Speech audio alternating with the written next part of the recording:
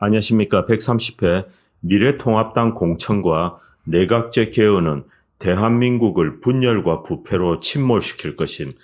자유시민은 이제 대안 후보를 찾아야 한다. 이런 제목으로 이제 시작하겠습니다.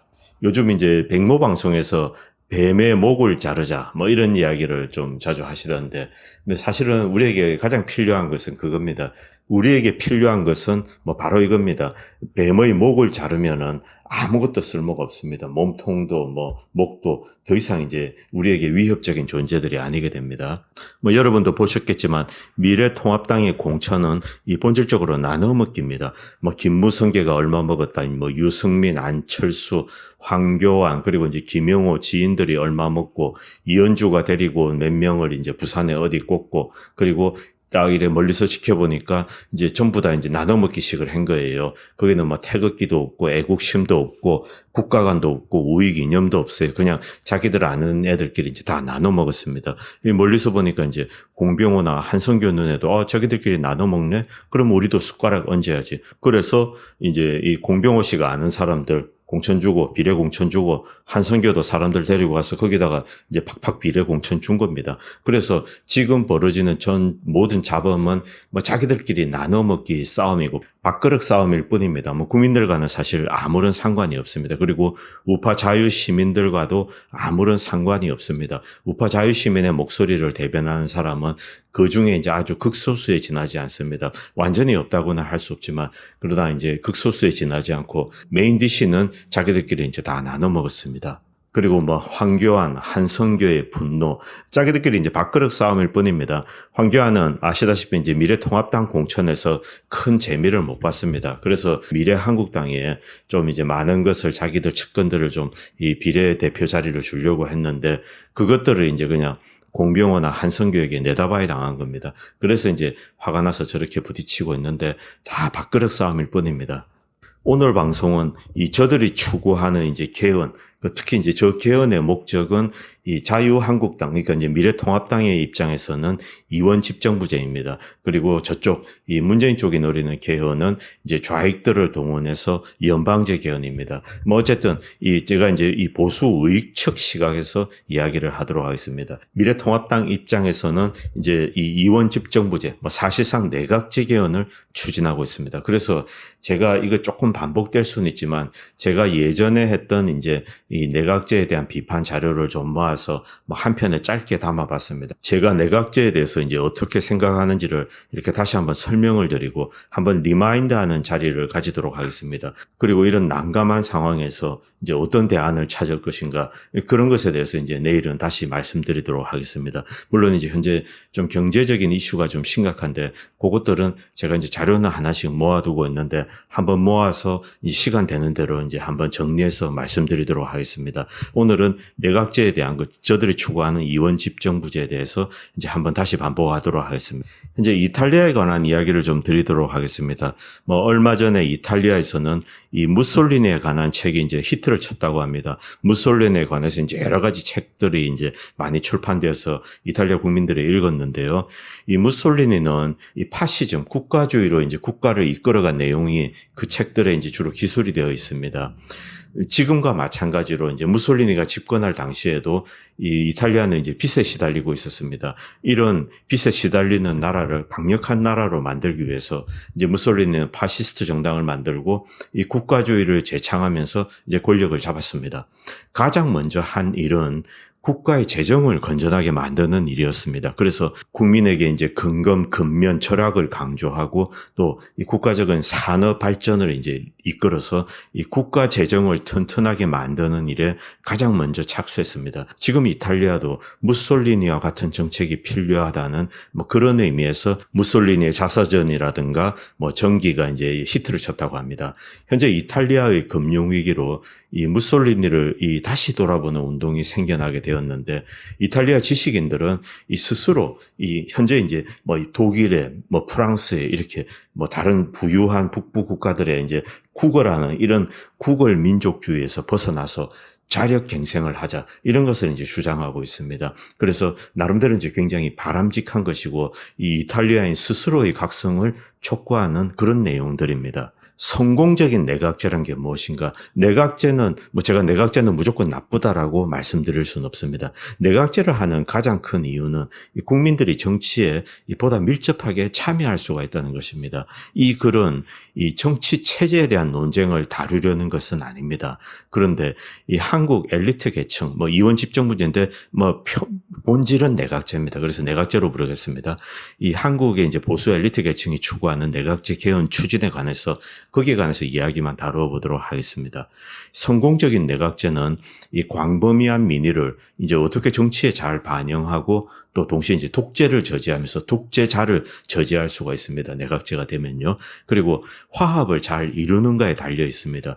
이 내각제를 할 경우는 분열의 가능성이 상존하게 됩니다. 그래서 화합을 하고 독재를 저지하고 민의를 잘 반영한다. 이게 이제 성공적인 내각제의 본질입니다. 여기서 이 민의와 의원과의 관계가 이제 이 제도의 뿌리가 되는 것입니다. 국민의 목소리와 하고 이제 그 지역구의 국회의원의 관계가 제도의 뿌리가 됩니다. 즉 풀뿌리 민주주의가 잘 정착되어서 북유럽 같은 나라들입니다.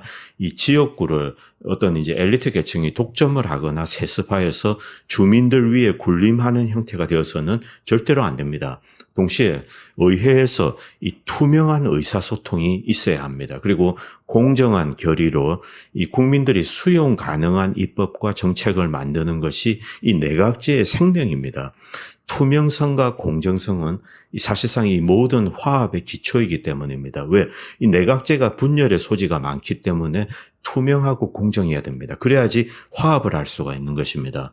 현재 대한민국의 이 사회 구조와 정치 체계에 이러한 기초적인 성격이 차고 넘치는지 제가 반문해 보고 싶습니다. 즉 투명성, 공정성, 그리고 이제 자유로운 의사소통이 존재하는가, 대한민국에 그것이 존재하는가, 여러분 그렇게 생각하십니까? 아닐 겁니다. 이는 상부 엘리트 계층만 비난해서도 안 되며 일반 국민들 역시 이러한 모든 요소에 대한 충분한 지식과 책임의식을 가지고 있는가도 동시에 이제 우리가 되물어야 하는 것이기 때문입니다.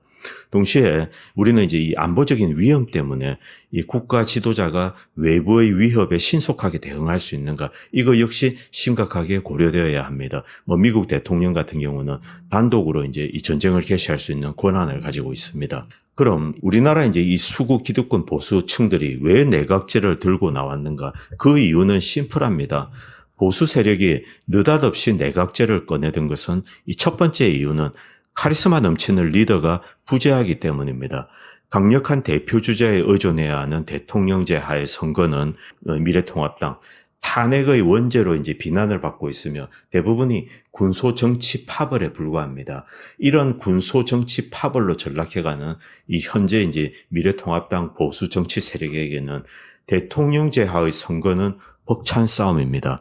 그래서 이를 유리하게 바꾸려는 순전히 선거공학적 이유에서 꺼내들기 시작한 것입니다. 즉 김무성이가 대통령 나간다고 대통령 되겠습니까? 찍어줄 사람 없습니다. 그러나 내각제를 도입할 경우는 수상이 될 가능성이 있습니다. 왜? 뒤에서 파벌들끼리 이제 야합을 하면 되는 것입니다. 군소 파벌들이 이 권력을 나누어서 향유하려는 계획을 꾸미기 시작한 것입니다. 그것이 저들이 추구하는 이원 집정부제의 본질입니다. 이념의 시대가 종식되었다고 이제 거짓 선전전을 늘어놓으면서 새로운 시대는 이 권력을 나누어 가지는 시대로 만들겠다고 이제 저들은 선언을 하고 있습니다. 즉 대통령의 권한이 너무 강력해서 이제 대한민국에 문제가 생겼다, 이런 거짓말들을 하고 있는 것입니다. 물론 포장은 이쁘게 합니다. 견제와 균형이 넘치고 여러 세력들이 이 정치 권력을 나누어서 혜택이 이제 골고루 돌아갈 수 있게 만들겠다고 떠들고는 있습니다. 그리고 이 동시에 내각제 자체가 이 복지의 무게 중심을 두는 경향이 있어서 이 국민들의 파퓰리즘에도 호소할 수가 있습니다. 그러나 이 한국이라는 나라의 정치 토양에 내각제가 적합할까? 그들의 진정한 목적은 무엇일까? 저는 적합하지도 않고 저들의 진정한 목적은 다른 곳에 있다고 생각합니다. 지금 만약에 내각제를 도입해서 이 지배계급의 어떤 과도 정치 체제가 완성이 된다면 일본 같은 거죠. 그냥 이 자민당이 수십 년 동안 이제 일본 정치를 지배하는 것입니다. 조국 사태로 터져 나오는 이해할 수 없는 부패상에 이제 많은 국민들은 충격을 받았습니다. 그리고 조국뿐만이 아닙니다. 지호영, 울산 부정선거, 엄청난 부패가 지금 터져 나오고 있습니다. 자, 첫 번째 질문은 어떻게 저런 일이 가능할까? 조국 사건에서 터져 나오는 모든 것은 한국에서 가능한 일입니다. 여러분 그 라임 펀드 사건, 신라젠 사건 보셨죠? 한국에서 가능하기 때문에 그런 일들이 벌어진 것입니다. 가능하기 때문에 저런 짓을 했습니다. 대한민국은 현재 여전히 부패 공화국입니다. 유전 무죄의 공식은 여전히 적용되며 사회 모든 분야에서 카르텔과 인적 네트워크는 이 초법적인 일들을 가능하게 합니다. 이 문재인 정권뿐만이 아닙니다. 이번 공천도 마찬가지입니다. 이번 공천도 카르텔과 인적 네트워크의 기초에서 만들어진 저들만의 공천입니다. 스펙 품앗이는 애교입니다. 믿을 수 없는 금융범죄가 이 정권감독원, 그리고 검찰 국세청, 금감원, 거래소의 감시 하에서도 버젓이 실행되고 심지어 용인이 됩니다. 라임펀드 사건을 보십시오. 벌써 청와대 행정관이 연루가 되어 있다고 지금 이제 뉴스에 나오지 않습니까? 이런 상태에서 입법부와 언론, 그리고 이제 크로닉 캐피탈리즘, 이 연고주의 자본주의를 의미하는 것입니다. 끼리끼리 해먹는 거예요. 이런 연합체가 권력을 잡는다고 여러분 상상을 해보십시오. 이전에는 한 맨놈이 해먹는 부패, 문재인 정권 하에서는 이제 청와대하고 행정관들이 해먹었으면 이번에는 이 수십 개의 카르텔이 동시에 먹겠다고 이제 치고박는 상황이 연출된다고 상상하면 됩니다. 다른 거 볼 필요 없습니다. 미래한국당 비례대표 이제 공천 보세요.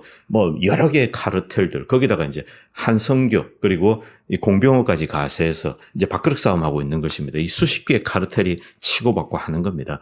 글자 그대로 이 국가가 아비규환에 빠지게 되는 것입니다. 상부의 이전 투구는 금세 또 이제 하위 계층으로 번지게 되며 온 사회가 이 만인에 대한 만인의 투쟁 상태로 빠지게 됩니다. 바로 이제 이 중국, 브라질, 아르헨티나, 멕시코처럼 정계, 군부, 재계 모두 일종의 이 조직 범죄 단체로 전락하게 되는 것입니다. 포퓰리즘 또 포퓰리즘. 비교적 이 민주제가 잘 지켜졌던 일본의 사회상을 우리가 떠올려 봅시다. 한 1980년대에서 이제 1990년도 이 자민당의 과도 체제 시절에 여러 개의 정치 파벌이 주거니 받거니 하면서 이제 권력을 나눠서 계속 이어왔습니다. 이들은 다시 이제 이 지역별로 세분화되어서 이권과 권력의 이제 이전 투구가 극에 달했습니다. 이들은 선거에 이기기 위해서 이 지역구의 퍼주기 경쟁을 벌였습니다. 그래서 이 국가 예산이 이제 거들이 나든 말든 닥치는 대로 이제 퍼주었습니다. 일본은 그때 당시 잘 나가서 돈이 많았죠. 그래서 배추도로 이 고도가 높은 데서 이제 배추가 잘 자라지 않습니까? 그래서 그곳에서 배추를 실어오기 위해서 왕복 4차선 고속도로를 만드는 겁니다. 평소에 차가 한 대도 안 다니는 겁니다. 그리고 노루 터널, 노루들이 밑으로 다니도록 이제 그런 터널 만들고, 그리고 셀 수가 없는 댐을 지었고 다리, 국고를 탈탈 털어서 자신들의 지역구로 이제 들고 갔습니다. 결과는 참혹했습니다. 아직까지 이 일본 정부 부문 부채 비율은 세계 최고 수준입니다. 천문학적이죠. 일본이 이 세계 최대의 채권국이고 일본 국민들이 이제 거대한 저축고를 가지고 있기 때문에 이제 일본이 망하지 않고 그리고 안전한 나라로 버티고 있지만 일본 정부 부문은 최악입니다. 일본 정부 부문은 대한민국 정부보다 이제 신용 등급이 낮을 겁니다. 일본에 비해서 이제 훨씬 불리한 상황인 한국에서 이런 지역별 포퓰리즘이 폭발하면 결과는 이제 대참사로 끝나게 됩니다. 이미 문재인 정부의 포퓰리즘으로 국가 재정은 무너지고 있습니다. 내각제를 통해 이 국회의원들이 각자의 지역구로 예산을 퍼붓는다면 결과는 보지 않아도 뻔하게 됩니다. 그리고 이것은 이제 제가 좋아하는 도표인데 존 스튜어트 밀의 이 덕성의 정치라는 것입니다. 근현대 대부분의 사회는 이 개인과 공동체가 상호 간의 덕성을 이제 고양하는 방식으로 성숙해 왔습니다. 개인은 공동체의 덕성을 고양하고 공동체는 또 이제 개인의 특성을 고양하는 것입니다. 이렇게 이 피드백 루프가 형성이 되는 것입니다. 자, 개인들의 특성은 우리가 인간적인 시민들의 특성이라고 부를 수 있습니다. 지혜, 신중함, 용기, 자제, 정의, 정직, 인내성, 합리성, 그리고 이제 컨선, 주변인들을 케어하는 것입니다. 자, 공동체, 어떤 국가기관이라는 걸 봅시다. 인스티튜션이라고 봅시다. 이 공민성을 이제 이 주민들에게 교육을 시키고 이제 법치를 하는 겁니다. 그리고 이 권력을 제한을 두고 그리고 이제 뭐 이런 잘하는 일에 대해서 보상을 하는 겁니다. 예를 들면 이제 정직에 대해서 보상을 한다든가 이런 식으로 이 공동체는 개인들을 이제 이 덕성을 고양시키도록 노력을 합니다. 또 이런 개인은 또 이제 공동체를 보다 성숙되게 구성하고 공동체를 이제 발전시켜 나가는 것입니다. 이렇게 하면서 하나의 이제 국가와 국민이 발전을 하는데 만약에 이 퍼퓰리즘을 동원해서 이 개인들을 이제 막 퍼주기를 시작한다. 그러면은 이 공동체 어떤 기관이 개인들의 덕성을 고양하는 것을 게을리하게 되는 것입니다. 즉 국민들을 타락시키는 것입니다. 이렇게 되면은 이 덕성의 정치가 무너지게 되는 것입니다. 국민은 타락하게 되고 그 타락한 국민들은 결국 공동체를 파괴하게 됩니다. 약화시키고요. 시스템이 붕괴되는 것입니다. 개인적인 차원의 덕성이 이 공동체를 발전시키지 못한다면 또는 이 공동체가 개인의 덕성의 고양에 실패한다면 이 루프가 끊어지게 되는 것입니다. 개인과 집단이 표류하고 개인과 개인들이 싸우게 되고 왜 덕성이 없으니까 싸우는 겁니다. 그리고 개인과 이제 집단 공동체가 또 싸우게 됩니다. 덕성을 상실한 거죠. 국민도 타락하고 국가도 허약해지는 것입니다. 대의제든 군주제든 이 국민적인 인기와 지지를 얻기 위해서 공동체가 이 국민의 개인적인 특성을 고양하기를 포기한다면 이 굿 시리즌이 굿 인스티튜션, 굿 공동체를 만드는 것입니다. 그런데 이런 루프가 끊어지면은 둘 다 무너지게 되는 것입니다. 예를 들면 이제 국민들이 군대 가기 싫어요. 그래서 이 수고로움을 들어주기 위해서 군대를 없애버렸다. 뭐 이래버리면은 그냥 나라가 이제 망할 수가 있죠. 뭐 이런 식입니다. 결국 이 공공의 의무를 수행한다는 개인적인 선은 고양되지 않는 것입니다. 그리고 일을 하지 않아도 밥을 먹여주겠다고 선언을 하면 얼마 전에 이제 조희연이가 그런 비슷한 얘기를 했죠. 뭐 일 안 해도 월급 주겠다 이딴 소리. 이런 짓을 하면은 근면이라는 개인적인 특성은 사라지게 됩니다. 그럼 집권자들은 도대체 무슨 목적에 이런 것을 요구하는 것일까? 바로 이 권력의 제한을 풀어주기를 요구하는 것입니다. 즉 자신들이 밥을 주고 돈을 100만 원씩 주고 국민들의 의료 수요도 완벽하게 채워줄 테니까 너희들은 나에게 권력을 달라 이런 의미입니다. 즉 이 권력자들의 이제 이 자신의 권력의 한계를 풀어주기를 요구를 하는 것입니다. 즉 우리가 국민들에게 모든 것을 제공할 테니 자신들에게 보다 큰 권력을 달라 이런 요구를 하게 되는 것입니다. 결국 이 퍼퓰리스트의 본질은 이 정치적 지지, 권력을 매수를 하는 것입니다. 뭐 돈을 주고 사는 겁니다. 문재인처럼 이 공동체의 국가의 재정적인 건강성을 파괴하면서 매표 행위를 하는 것입니다. 보다 넓은 계층을 이 돈으로 유혹하고 표를 매수하는 것입니다. 이 국민의 개인적인 특성을 고양하지 않습니다. 그리고 거짓말을 교육시키고 합리성과 논리를 파괴합니다. 뭐 광우병 같은 거죠. 그리고 적대감을 조장하고 구성원 간에 이제 서로 케어하고 컨선하고 서로 이제 아끼고 돌보는 것을 불가능하게 만드는 겁니다. 문재인 보세요. 보수 세력을 불태우자, 적폐를 이제 처단하자 이러고 나오지 않습니까? 마찬가지입니다. 이쪽 우익 쪽도 전혀 틀리지 않습니다. 국민의식을 무너뜨리고 게으르고 의존적인 인간을 양산합니다. 그리고 이 타락한 대중을 바탕으로 이 자신에게 부여된 정치 권력의 한계를 무너뜨립니다. 즉, 이 리미티드 파워에서 언리미티드 파워로 넘어가는 것입니다. 점점 더 자신의 권력을 강화하는 것입니다. 그리고 집권자들이 이 권력을 강화하면 국민들은 어떻게 됩니까? 점점 더 노예로 되는 것입니다. 이 혹자는 이 안철수, 이해운, 뭐 진영, 유승민의 이 개혁적 보수, 뭐 조선일보가 떠드는 개혁 보수는 좌파의 포퓰리즘이 아니고 무슨 새로운 시대적인 요구라고 떠들고 있습니다. 그들은 이 국민들의 덕성의 고향이라는 정치적으로 쓰디쓴 처방을 제시한 적이 없습니다. 참된 내각제는 이 한국적 현실과 이제 거리가 있는 것입니다. 한국적 현실은 국민의 권리만 주장하고 정치인은 이에 편승하여서 권력을 누리는 이 한국적인 소위 이제 중도 포퓰리즘인데요. 이번에 공천 보세요. 국민들의 의견이 어디 있습니까? 자기들끼리 숨어서 이제 뒤에서 쓱싹쓱싹 다 나눠 먹었죠. 이런 것은 내각제의 ABC도 지키지 않은 것입니다. 이런 자들이 지금 내각제를 하겠다고 나선 겁니다. 공천조차 이 풀뿌리 민주주의를 하지 못하는 것들이요. 정리하면 미래한국당의 공천은 이 정치 패거리들의 나눠먹기였습니다. 그리고 다음 이원 집정부제 개헌은 국가 권력의 나눠먹기가 될 것입니다.